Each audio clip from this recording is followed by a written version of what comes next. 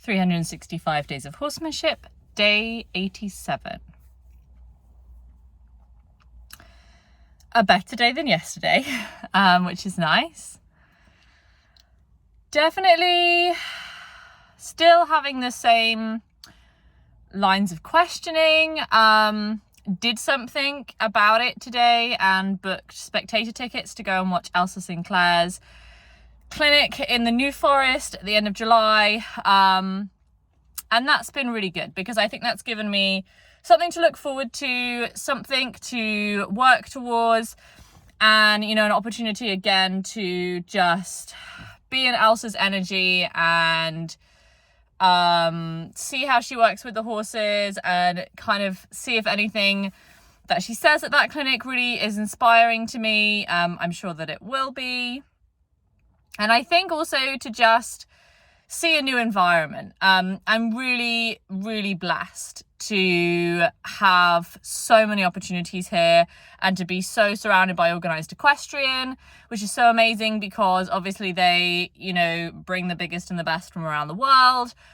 But it occurred to me when I booked this clinic that I think this is the first time probably since I've been working with organised equestrian, which is, you know, a good few years now, probably 3 years or 4, that I've been to another clinic, that I've kind of been outside of this place. And I think it's going to be really good for me because I think I'm going to get to have an opportunity to, I think, see different people, just be in a different environment. And I think it as well, it's so wonderful to know everybody here.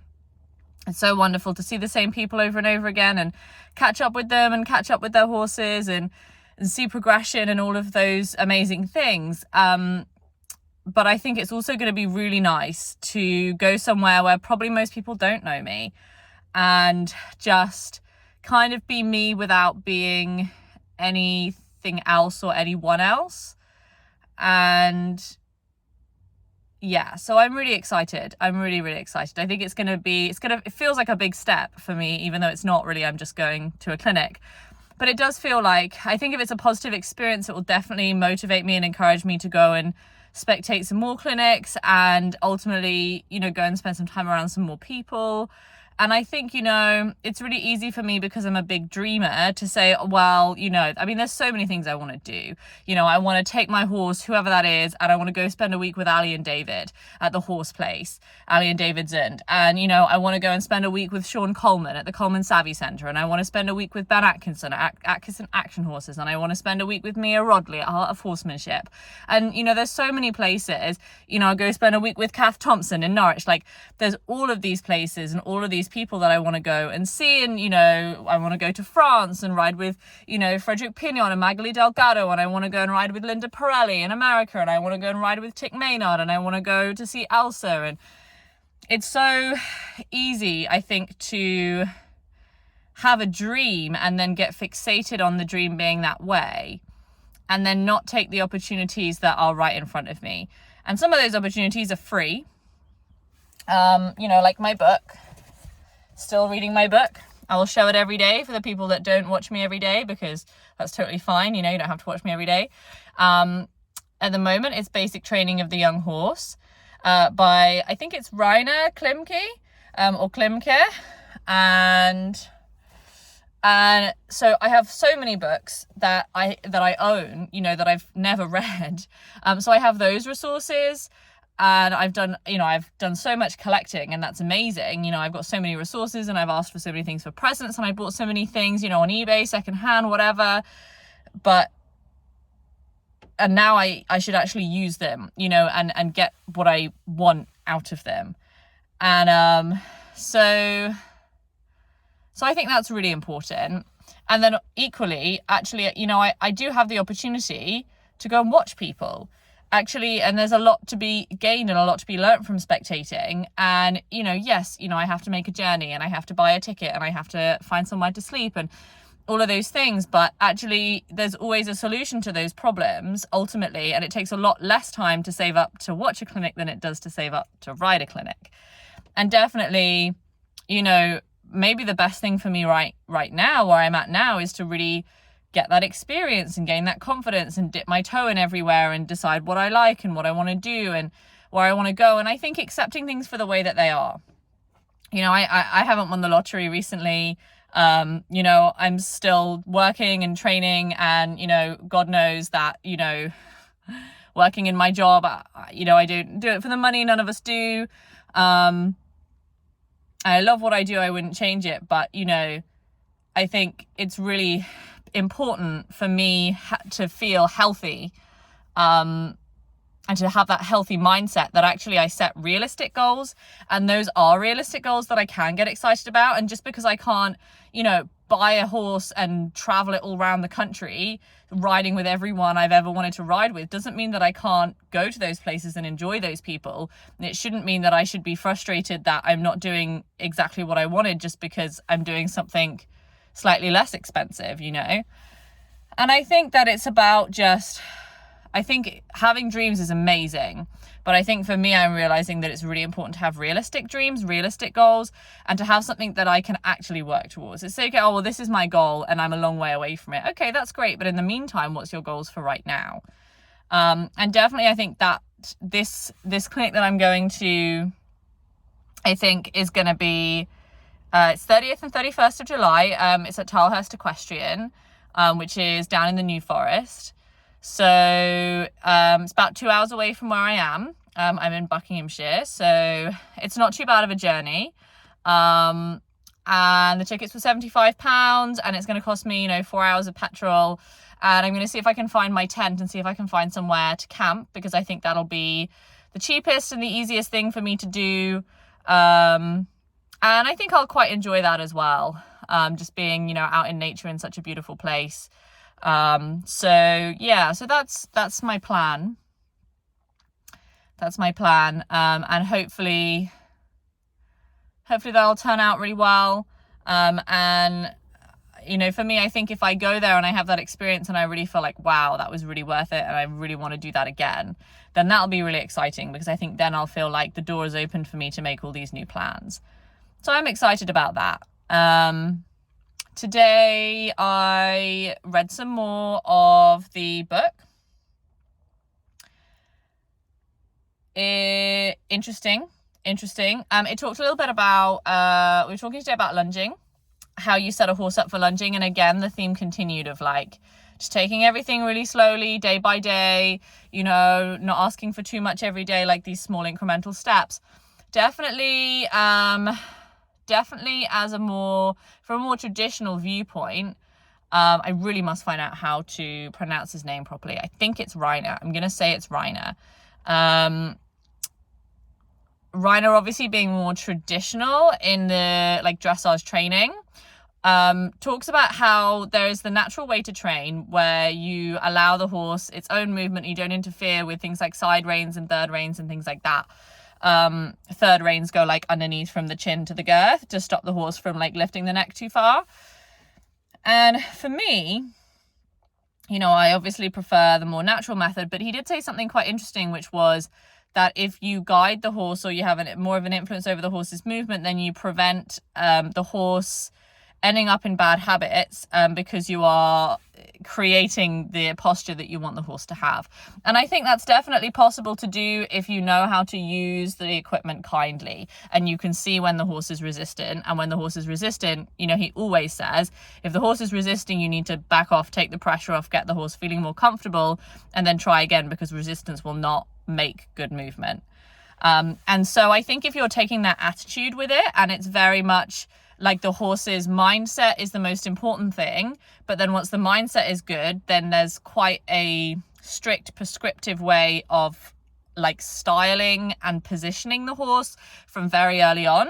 And I can really see how if you're aiming to take a horse from a 4-year-old to a 7-year-old who's competing Grand Prix, you really don't have any time to waste making mistakes in terms of the way that their body moves, right? You really want them to be like already moving well at every stage.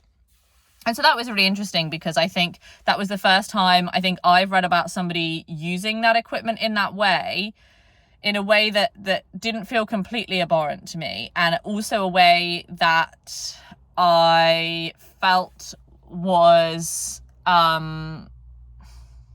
useful, I think, and practical, and that I could see why you might do that and why that would be beneficial, which was really good. Definitely, that was really good.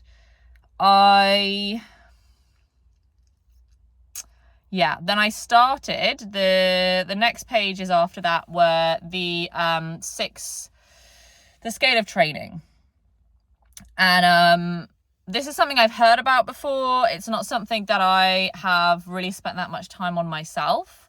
I understand the concept of it, but it's not something that I could repeat off by heart. I now know that the first two, so the first one is like looseness and suppleness. There's like a German word for it that they use in this book, but it essentially translates to like looseness and suppleness, where the horse is able to use its entire body in a loose and supple way. And interestingly, he talks about how some trainers can stay in this phase for too long and end up with a horse that's on the forehand because they've sort of like relaxed it too much. I think that's a really interesting concept, because I think that's something that definitely historically has been seen in the like natural versus traditional world, where like I think traditional people can be quite critical, and potentially fairly, of the fact that you will see natural horsemanship horses, certainly at the lower levels, who are quite on the forehand. And I think it's really an interesting perspective on it, because I do wonder if, I think in the pursuit of relaxation and also dealing with horses with trauma, I think the balance between the horse's mind and the horse's body is like really important. And I do think that definitely there was a period in what I would experience as the natural horsemanship world, kind of where I grew up doing Pirelli and going to Pirelli clinics in the UK. That was something that was around for sure. And I did see that sometimes. And that, you know, that's not anything bad against Pirelli. I would not be where I am today without it. And I do think that it is the best foundation training program for people who want to learn how to communicate with their horse. I think it is singly the best way to start and the best place to start. And I think that any instructor, current or past, would probably agree with me on that. Anybody that I've met, I think, would say, yeah, I think if you are beginning and you want to learn the basics, that's where you should go. So I have absolutely no issues with Pirelli at all. I still really love the Pirelli UK products, and I'm really excited to see Pat and Linda this year, both of whom are coming to the UK, which is really cool. But definitely, when I look back, that is something that I saw in some of the riders and some of the horses at that time. And so it's really interesting, I think, to it's really interesting to see that sort of in a book. You know, it was written in 1993. You know, Pirelli was around in 1993. But I think it's really interesting to see that this is something that's been happening for a long time across training methods. And I think, so I was reading that, and I went further on and I thought, that's so interesting. And just that one paragraph kind of like motivated me. It was absolutely tipping down with rain, and it really motivated me to go out into the yard and play with the horses, basically. And I had, it stopped raining, a little break in the rain, and I wanted to halter Lawrence and take him to the little indoor pen, because it was raining, and I thought, this is a really great opportunity for me to halter him and take him somewhere that he's really going to enjoy. And that'll be a really positive experience for both of us. And I think he will feel like a good leader, because he can go in there, he can have a nice roll, we can come out, and that'll be like a really positive experience for him of being haltered and something happening that was enjoyable for him. I went out with the idea to put the halter on, which was a different intention than I had the day before, when the halter was just about the halter. But I thought, you know what, this is what I want to do. I'm going to try it. We're going to see how it goes. And still thinking about what I'd read in this book about the first thing that happens with young horses and foals is they learn how to have the halter. And still thinking about, do you know what, this is stage one. This is, if we're going to do training of any sort that's not freedom based, this is where we got to go. This is the first thing we got to have. And if we don't have it, then we got to create it. And played with the same idea that I'd played with yesterday, where I came with the halter, and as soon as he was curious and sniffed the halter, I moved the halter away, like approach and retreat. And actually, it was better than yesterday. There was a lot more curiosity, and then there was some walking away, and then there was some curiosity, walking away, curiosity, and it was good. And then I noticed after a few minutes, and I really was a good boy, one time, and I noticed that he wasn't really himself. Like, the energy that he had was completely different just because I had come with the halter. And at that point, I changed my focus to then, okay, well, this was the best moment that we've had with him, with this scratching and this connecting, but I can see that he's like not really there a little bit, like the eyes are a bit glassy compared to being, like soft and with the eyelids slightly drooped, like his eyes are a little bit bigger, and he just feels like he's like staring through rather than like really like interested and soft and engaging. And so basically I just said, you know what, now I'm going to stay in flow. He was grazing, and I just said, I'm just going to be in flow until I feel like he's coming back to some enjoyment of my company, because I want him to feel like we can just hang out and the halter's here and it's okay, and it doesn't mean I'm going to be pressuring him to be curious about it. And so I did that for a little while, and he started to feel a little bit softer. And so I said, great, awesome, let's go. That's it. That's the end. And then today I had to feed him as well, which actually was okay. I don't like to feed him too often these days because I don't need to, obviously, but sometimes I have to, I'm asked to, and usually it's fine. But I try not to make it too often because I find that it meddles in our relationship now. If he has the expectation that I'm going to feed him, but it doesn't happen every time, the inconsistency can be quite difficult for him. But today I think it worked quite well because we'd done a more pressurized session together, and then there was a bigger reward at the end. And so today I think it worked quite well, for sure. And maybe that's just how I manage it, is if I know I'm going to be feeding him, then, because I know in advance, always. So if I know I'm going to be feeding him, then I just do more training and less freedom. And then at the end of it, then he gets fed, and then it's like that positive association with the training side of things, and there being more pressure then ends up with a bigger reward. So maybe that's a better way to time that. I'll try and think about that next time, definitely.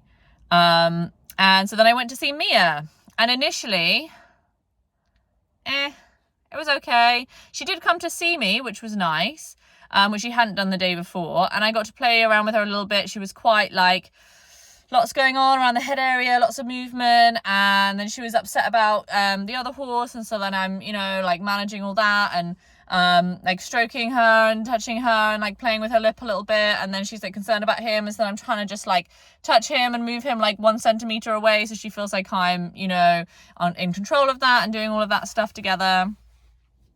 And then she went to the grazing. I wasn't really sure what to do with that, so I started experimenting with the massaging, and I found a good spot, like just at the bottom of her tail. Well, not the bottom of her tail, but like at her like rump, like not the point of the hip, but like the point of the buttock, and just there, like just really light, like not even kneading, because it's very difficult to do like a massage motion when it's been raining, which it has today, but doing more of like a like that shiatsu massage, like kind of more like that, where it's just like a pressure, but like really gently.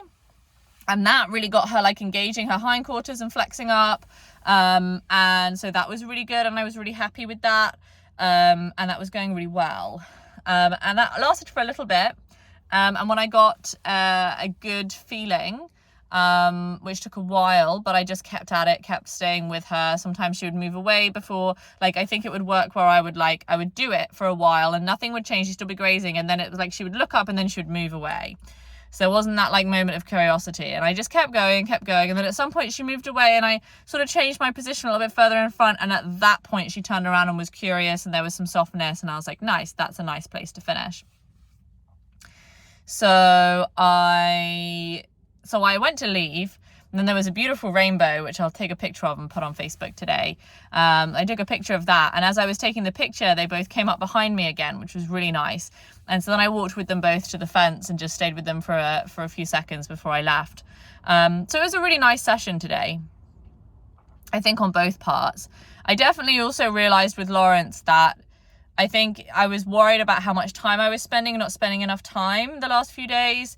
And I realized today I had this whole cycle with him where I felt like we did some training, the pressure came up, he kind of started to hide a little bit and the eyes got glassy and all of that was happening.